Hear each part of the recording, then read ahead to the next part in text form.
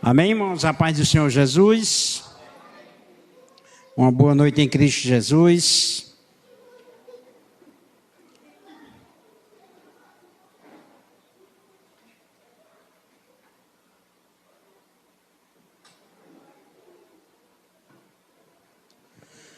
O livro de Mateus, capítulo 26, a partir do verso 26.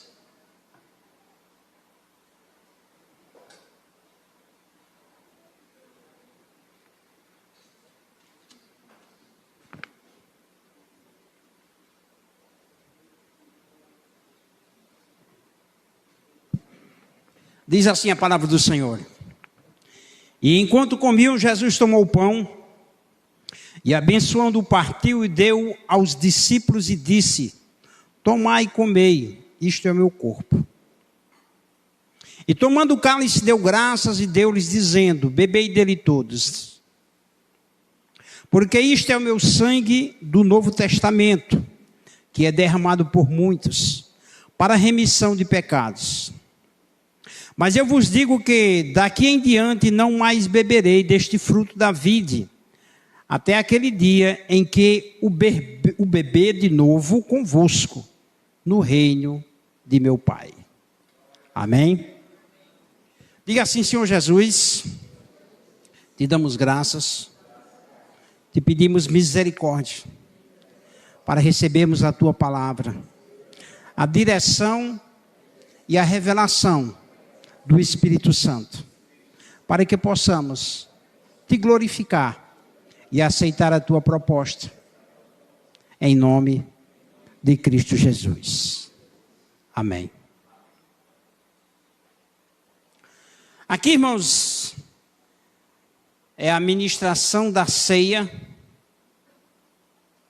e nós vemos Jesus e um grupo de pessoas.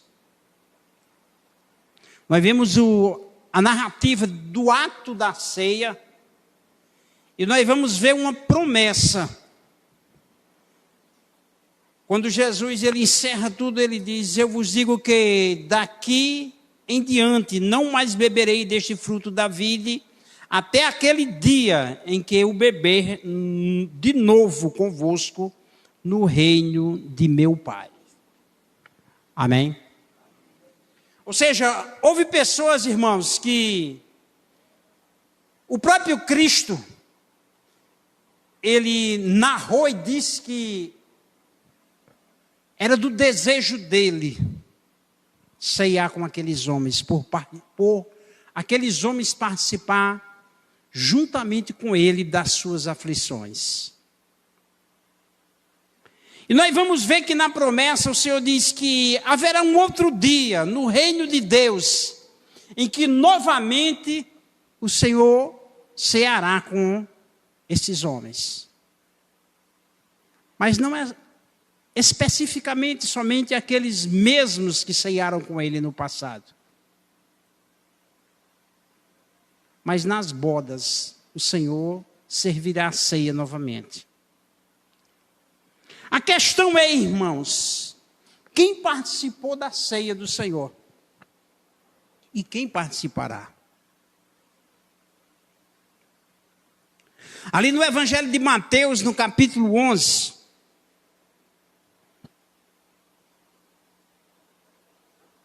Mateus 11, a partir mais ou menos ali do verso 26.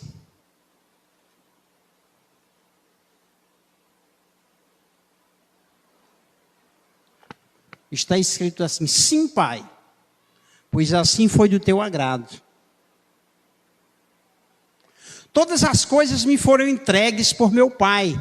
Ninguém conhece o Filho a não ser o Pai, e ninguém conhece o Pai a não ser o Filho, e aqueles a quem o Filho quiser revelar.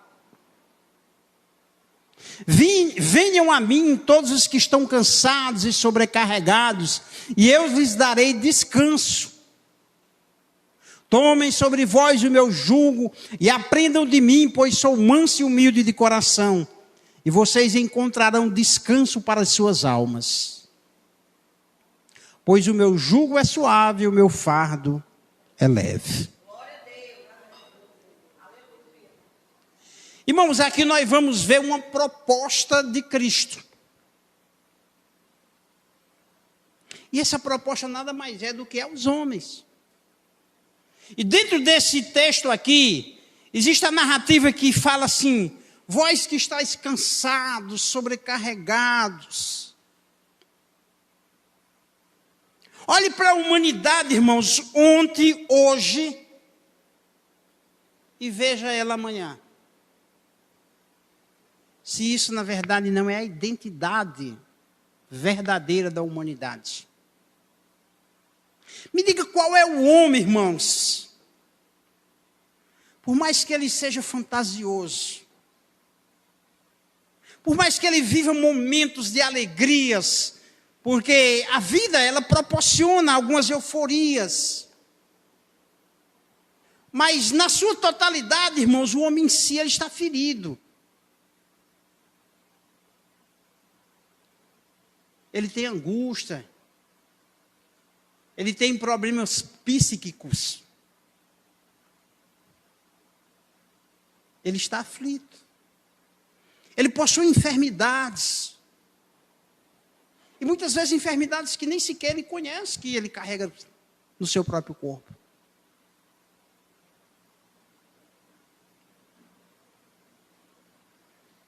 Quando eu comecei a ir para a igreja, irmãos, com os meus 23 anos de idade, eu comecei a ir para a igreja. Jesus me curou de uma úlcera. Tu imagina aí uma pessoa com a idade de 23 anos já ser curada de úlcera? E eu não sabia que eu tinha uma enfermidade no estômago. Porque a úlcera é uma ferida no estômago.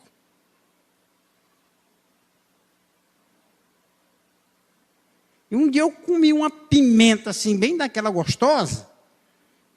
E quando foi de madrugada eu me agarrei. Eu me acordei agarrado na barriga e eu rolava para a cama de um lado e para o outro, aquela dor horrível. Eu não sabia o que era. O fato de eu ter comido bastante da pimenta ativou a ferida no estômago. E aquilo foi uma dor horrível. Ah, irmãos. Eu não sabia que eu estava enfermo. E Jesus foi e me curou.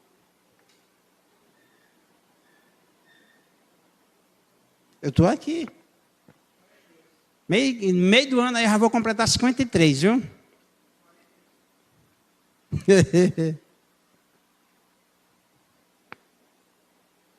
E muitas vezes o homem, irmãos, ele está indo.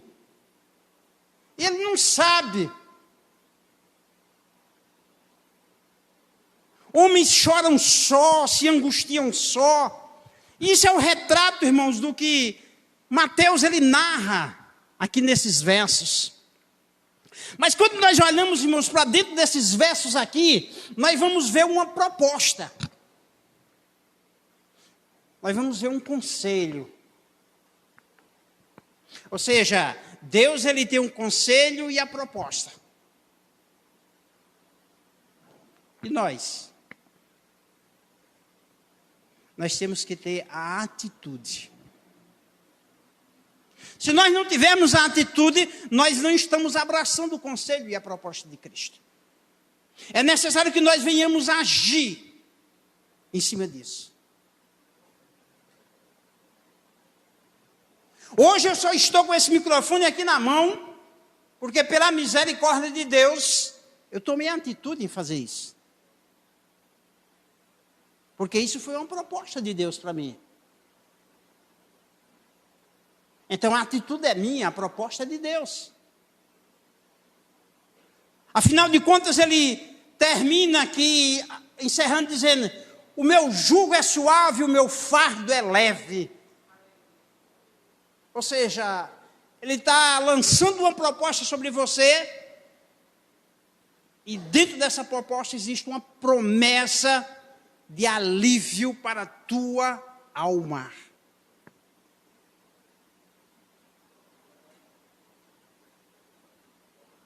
Ou seja, cada um, irmãos, entende melhor de si mesmo.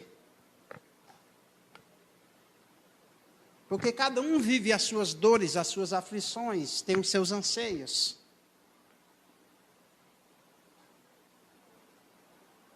Porém, o Senhor, irmãos, tem para nós uma proposta. E cabe a você ter uma atitude. E isso, irmãos, te leva à mesa do Senhor. Já pensou todos aquele grupo de discípulos, irmãos, se eles não tivessem dado crédito ao chamado de Cristo, irmãos, será que eles estariam na mesa com Cristo? Será que eles estariam recebendo a promessa de que outra vez no reino de Deus, eles estariam à mesa com Cristo? Hoje as pessoas que ouvem o evangelho sobre a face da terra, a boa notícia, irmãos, e aceitam essa boa proposta, a promessa é de que eles estarão futuramente nessa mesa com Cristo.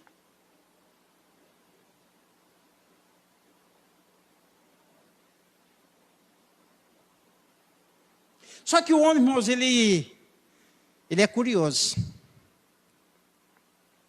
Todo homem é curioso. E se tem uma coisa, irmãos, que o homem anseia e ele é curioso, é pelo amanhã, né?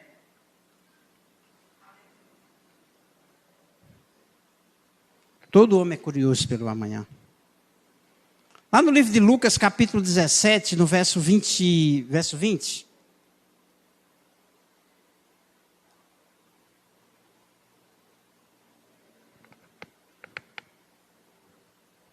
Certa vez, tendo sido interrogado pelos fariseus, aqui tempo, irmãos, quando viria o reino de Deus? Ou seja, curiosidade a respeito dos acontecimentos. Olha só que esses indivíduos aqui nos dias de Jesus Cristo, eles eram as pessoas mais envolvidas dentro dos textos da palavra de Deus. Porém, os ensinos de Jesus já estavam tão fortalecidos, e Jesus já se mostrava numa sabedoria tão intensa, que eles mesmos, ou por artimanha, por curiosidade, passaram, irmãos, a interrogar o próprio Cristo. Então eles perguntaram, quando viria o reino de Deus? E Jesus dá uma resposta. O reino de Deus não vem de modo visível. Ou seja, o reino de Deus não é aquilo que se pode enxergar com os olhos. Afinal de contas, nós somos chamados ao Senhor pela fé. Nós somos salvos pela graça mediante a fé. E isso não vem de nós, é um dom de Deus. Os homens, irmãos, eles gostam de ver aquilo que está em torno dele. Eu duvido que alguém, antes de vir ao culto hoje, não foi na frente do espelho. Duvido que não tenha, que esse indivíduo, só se faltou espelho em casa, sim ou não? Eu acho que todo mundo tem um espelhinho, né? Mesmo que seja aquele da moto, né?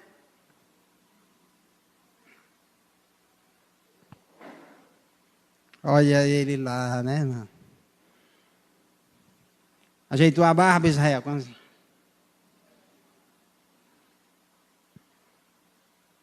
Ou seja, isso faz parte do ser humano em si. Isso é homem, irmãos. Isso somos nós, a natureza humana.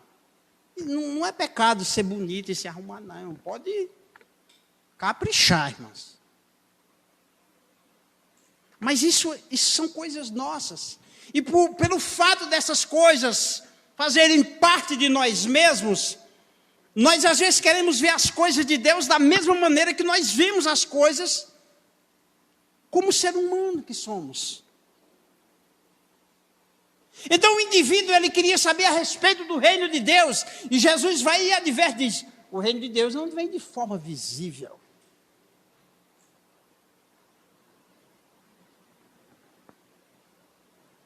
Ontem entrou uma pessoa cantando um hino lá na padaria, e houve um questionamento a respeito de o porquê ele estava cantando, né?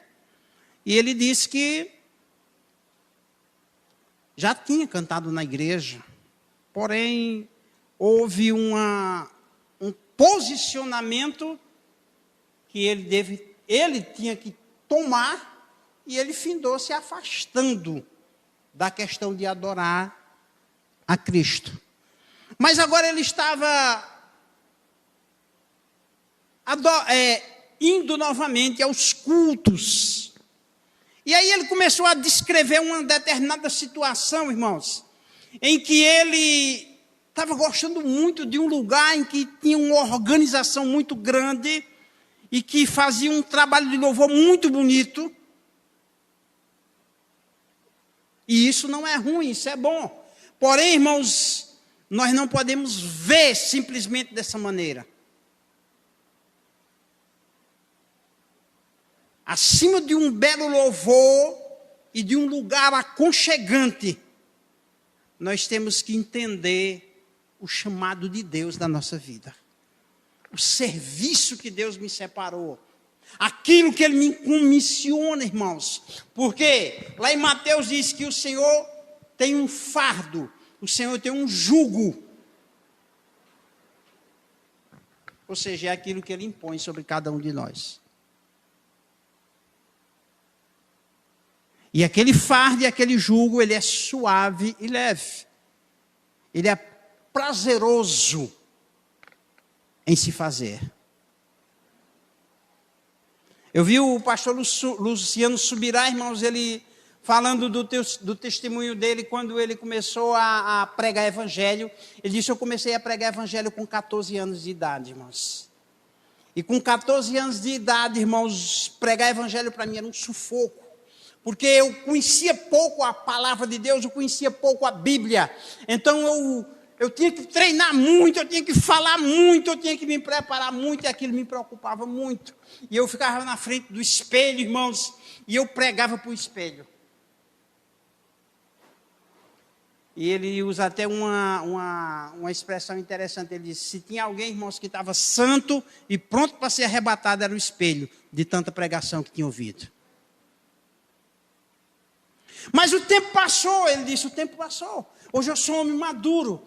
E pregar evangelho para mim hoje é um prazer.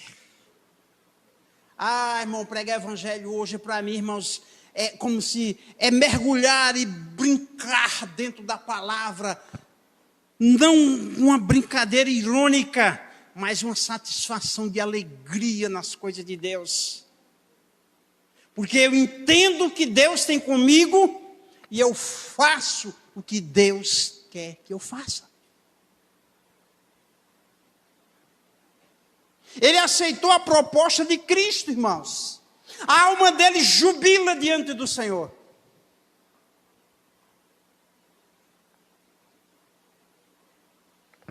Ele tem conforto espiritual, porque ele responde o querer de Deus na vida dele.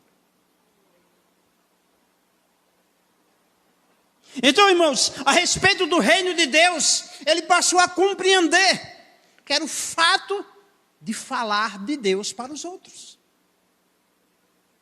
Independente se ele tiver um grande público ou não. Independente se ele tiver um grande auditório ou não. Mas ele fala de Deus para as pessoas. Porque ele entende, irmãos, que pela fé ele abraçou a proposta de Cristo. E isso, irmãos, é nos assentarmos na mesa com Cristo.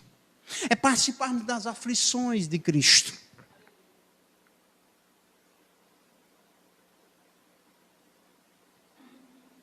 Quando nós lemos o texto dos evangelhos, irmãos, nós vamos ver Cristo ajuntando ao seu redor homens, instruindo eles e preparando para serem pregadores da palavra de Deus. Nós vamos ver esses homens, irmãos, em lugares simples, em ambientes simples, em meio a uma sociedade simples, e sendo homens simples.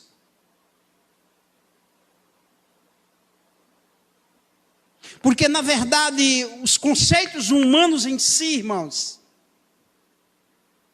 eles se voltam para a questão do formalismo. Se eu não me engano, foi Charles Spurgeon, né, irmãos, que ele foi proibido de pregar evangelho, porque ele não era acadêmico.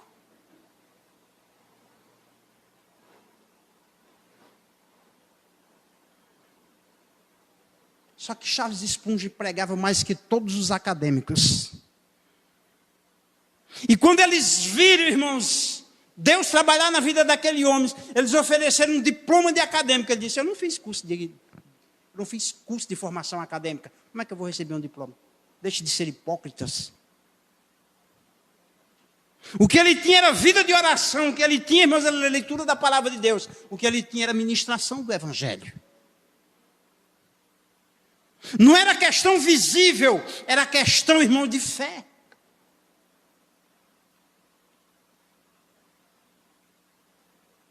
É aquilo que Deus quer que nós venhamos verdadeiramente enxergar. O reino dos céus não vem de forma visível,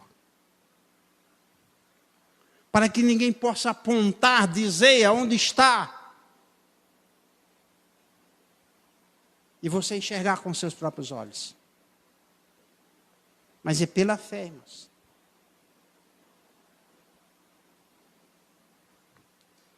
Então a questão, irmãos, de aceitar o reino dos céus, o jugo do Senhor, o seu fardo, é assentarmos na mesa com Cristo e termos a esperança de que outra vez nos assentaremos com Ele no reino de Deus.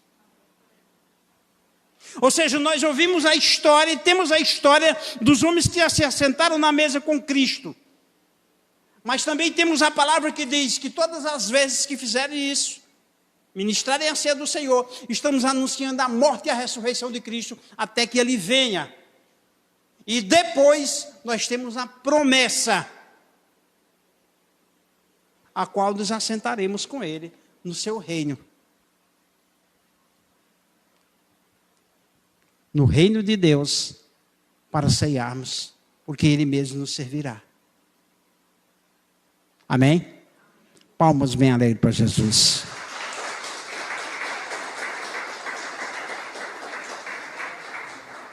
Nessa noite nós estaremos ministrando a ceia do Senhor.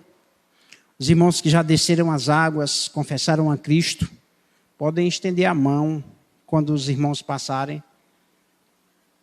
Toma posse da ceia. Amém? Diácono Francisco. Vem aqui, irmão Rogério.